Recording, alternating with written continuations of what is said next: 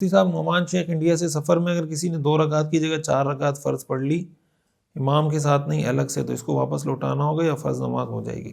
اگر 2 رکعت میں وہ قاعدے میں بیٹھ گیا تھا اور پھر اٹھا تو 2 رکعت اس کی فرض ہو جائے گی، 2 نفل ہو جائے گی۔ مفتی صاحب، نماز میں نفلوں کے علاوہ وتر اور فرض اگر رہ جائیں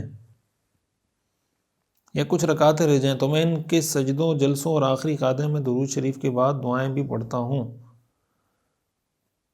سجدوں، جلسوں اور آخری قاعدے میں درود شریف کے بعد دعائیں بھی پڑھتا ہوں، کیا یہ درست ہے؟ رشید احمد۔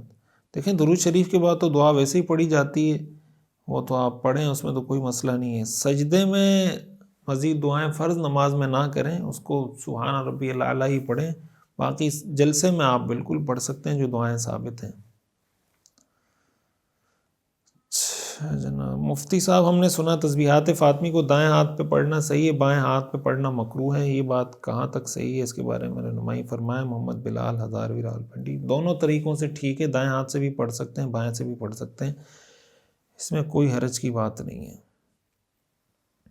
مفتی صاحب، مجھے ایک مشین لینی تھی تو ایک دوست کو بولا کہ آپ کیش میں لے کر دے دو، میں آپ کو کیش پیسے دے دوں گا۔ دوست نے کیش میں لے کر مجھے دے دی، پھر میرے پاس پیسے پورے نہیں ہوئے، وہ مشین بھی پچھلے 2 مہینے سے استعمال کر رہا ہوں۔ ابھی دوست کو بولا کہ بات کیا ہے، اب وہی مشین مجھے قسطوں پر دے دو، نقد رقم سے 50 سے 60 ہزار زیادہ مانگ رہا ہے، کیا میں یہ مشین قسطوں پر لے سکتا ہوں یا نہیں؟ دیکھیں، جو آپ نے پہلے ان کے ساتھ معاملہ کیا نا کہ کیش میں لے کر دے دو، میں آپ کو کیش دے دوں گا، اس نے آپ کو لے کر بھی دے دیا، ٹھیک ہے، اور پیسے آپ اس کو دے نہیں سکے پچھلے، پھر میرے پاس پیسے پورے نہیں ہوئے، وہ مشین، یعنی آپ نے ان کو پیسے نہیں دیے نا، تو اس کا مطلب یہ ہے کہ آپ کا مثال کے طور پر جو بھی آپ نے مشین مثال کے طور پر 1 لاکھ روپے کی اس نے آپ کو دی کہ 1 لاکھ روپے مجھے دے دیں، آپ کے پاس پیسے پورے نہیں ہوئے، آپ اس کو دے نہیں سکے۔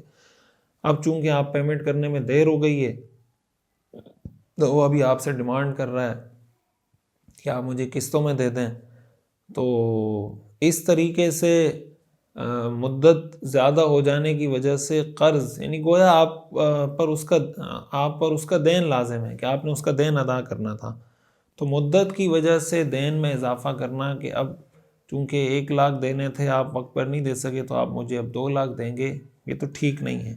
لیکن اگر آپ بیٹھتے ہیں اور صلح صفائی کے ساتھ اس پر آپ ایگری کرتے ہیں اور آپ کی صلح ہو جاتی ہے کہ بھائی ٹھیک ہے، میں آپ کو 1 لاکھ کے بجائے 1.5 لاکھ دے دوں گا، اور اس طریقے سے آپ ادا کرتے ہیں تو پھر ٹھیک ہوگا۔ سوال ہے مفتی صاحب، سوال ہے کہ میری بیسٹ فرینڈ پہلے دیندار تھی، پردہ کرتی تھی، مگر اب وہ دین سے بہت دور ہو گئی ہیں اور فیشنیبل بن گئی ہیں اور حرام ریلیشن شپ میں بھی ہیں۔ مجھے اس کو اپنی بیسٹ فرینڈ بولتے ہوئے بھی شرم آتی ہے، لوگ یہی کہیں گے کہ آپ خود ایسی ہو، مگر آپ کی فرینڈ کتنی فیشنیبل ہے، میں کیا کروں اس کے لیے؟ اس کو سمجھاتی ہوں مگر وہ نہیں سمجھتی، اس کے لیے دعا کریں، اللہ تعالیٰ ان کو راہ راست کی ہدایت عطا فرمائے، اللہ تعالیٰ ان کو پردے کا، حیا کی چادر نصیب فرمائے۔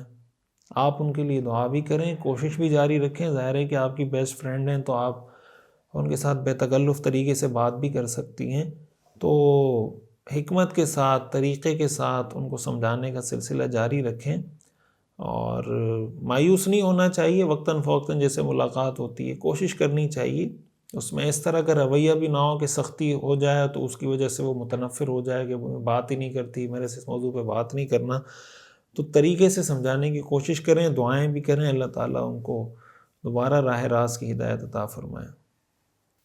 جب جاپان جیسے کنٹری میں جو کوئی کافر مسلمان ہو تو فرقے اور مسلک اس کے لیے سمجھنا مشکل ہے، اس کو حنفی بننے کی دعوت دینی چاہیے یا نہیں؟ دیکھیں، اس کا تعلق اس سے ہوتا ہے کہ وہ جہاں مسلمان ہوا ہے وہاں پر بھی کوئی مسلمان رہتے ہوں گے نا، تو جو مسلمان وہاں پہ رہتے ہیں وہ کس فقہ کو فالو کرتے ہیں؟ اگر وہ فقہ شافعی کو فالو کرتے ہیں تو اس کو فقہ شافعی کی دعوت دینی چاہیے۔ وجہ اس کی کہ بعد میں اس کو بہت سارے مسائل پیش آئیں گے، زکوٰۃ کا مسئلہ ہے، نماز کا مسئلہ ہے، وضو کا مسئلہ ہے، وغیرہ وغیرہ، تو مسائل تو وہ پوچھے گا، اب آپ کس مذہب کے مطابق اس کو جواب دیں گے؟ تو جس مسلک کو فالو کرنے والے موجود ہیں، شافعی ہیں، حنبلی ہیں، حنفی ہیں، تو جس کی تعداد وہاں پر ایسی ہے کہ جس سے اس کو رہنمائی آسانی سے مل سکتی ہے اس کے مسائل میں، تو اس مسلک کی طرف اس کو بلانا چاہیے، تاکہ اس کو آئندہ کے مسائل کے اندر کوئی مشکل نہ ہو. لیکن اس میں بھی حکمت کے ساتھ، یہ نہیں کہ مسلمان ہوتے ہی آپ اس کو یہ بتانا شروع کر دیں. شریعت میں تو حضور صلی اللہ علیہ وسلم نے یہ طریقہ بتایا، کوئی مسلمان ہو اس کو سب سے پہلے نماز کا کہیں، نماز پڑھنے لگ جائے، پھر زکوٰۃ کا، آہستہ آہستہ تدریجاً. یہ نہیں کہ ساری چیزیں ایک دفعہ اس کو اس پر امپوز کر کے یا اس کو اس طرح ڈرا دھمکا کے پتہ نہیں یہ ہو جائے گا وہ ہو جائے گا.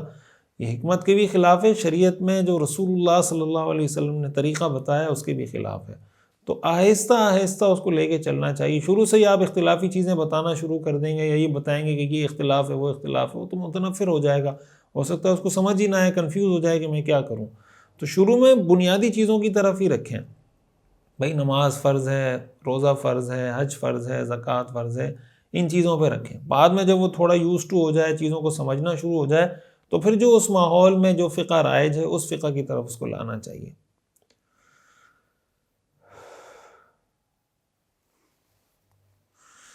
علماء کو قتل کیا جاتا ہے پاکستان میں، اس کے پیچھے کون ہے؟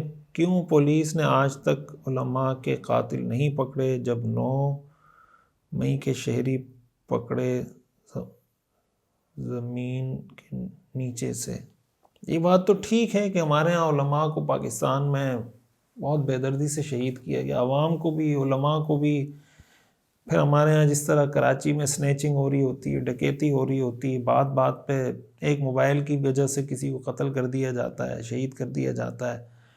تو یہ ایک بہت بڑا سوالیہ نشان ہے جس کی وجہ سے افراتفری پھیلتی ہے، بے چینی پھیلتی ہے، بدامنی پھیلتی ہے. اور علماء کی طرف سے ہمیشہ عوام کو امن کی تلقین کی جاتی ہے، صبر کی تلقین کی جاتی ہے، قانون کی پاسداری کی تلقین کی جاتی ہے. ایسی صورتحال میں علماء کو سیکورٹی فراہم کرنا، علماء کی سیکورٹی کا انتظام کرنا اور ان کے قاتلوں کو گرفتار کرنا، یہ حکومت کی اولین ذمہ داری ہے. اس ملک کے اندر امن و امان قائم کرنے میں علماء کا بہت بڑا کردار ہے. ظاہر ہے کہ علماء کی بات عوام سنتی ہے، عوام علماء کی بات پر توجہ دیتی ہے. تو ہمیشہ یعنی اگر علماء کو بھی شہید کیا جاتا ہے تو بڑے علماء کی طرف سے تب بھی یہی درس دیا جاتا ہے کہ قانون کو ہاتھ میں نہ لیں، امن سے رہیں، قانونی طریقے سے مطالبہ کریں. تو جو حکومتی ادارے ہیں ان کی ذمہ داری بنتی ہے کہ ایسے موقع پر عوام کو بھی مایوس نہ کریں، علماء کو بھی مایوس نہ کریں. اس لیے کہ جب یہ سلسلہ اتنا طول پکڑتا جاتا ہے کہ مایوسی ہونا شروع ہو جائے کہ بھائی فلاں عالم شہید کیے گئے، ان کے قاتل گرفتار نہیں ہوئے، فلاں عالم شہید ہوئے، ان کے قاتل گرفتار نہیں ہوئے، تو لوگوں کا سسٹم پر سے اعتماد اٹھتا چلا جاتا ہے. اور یہ چلتے چلتے چلتے یہ ایک لاوا بنتا ہے. جب لاوا پھٹتا ہے تو پھر وہ بہت خطرناک ہوتا ہے. تو اس لیے یہ حکومت کی بہرحال ذمہ داری ہے کہ اس طرح کے جو اسکالرز ہیں، علماء ہیں، ان کی سیکورٹی کا انتظام بھی کرے اور جن کو شہید کیا گیا ان کے قاتلوں کو گرفتار کرے، عبرت کا نشان بنائے. اور تاکہ ہمارے ملک میں جب اس طرح قتل ہوتے ہیں پھر ظاہر ہے کہ فرقہ واریت کی ایک آگ بھڑک جاتی ہے. اب ظاہر ہے کہ اگر کسی ایک مسلک کے عالم کو شہید کیا گیا، اب اس کے اندر اس کا بڑا احتمال ہوتا ہے کہ اب ایسا نہ ہو کہ یہ 2 مسلکوں کی جنگ شروع ہو جائے، شیعہ سنی جنگ شروع نہ ہو جائے، کوئی دوسری جنگ شروع نہ ہو جائے. کسی پٹھان کو شہید مار دیا تو پٹھان مہاجر یا پٹھان سندھی یا پنجابی بلوچی، یہ کوئی وہ فساد شروع نہ ہو جائے.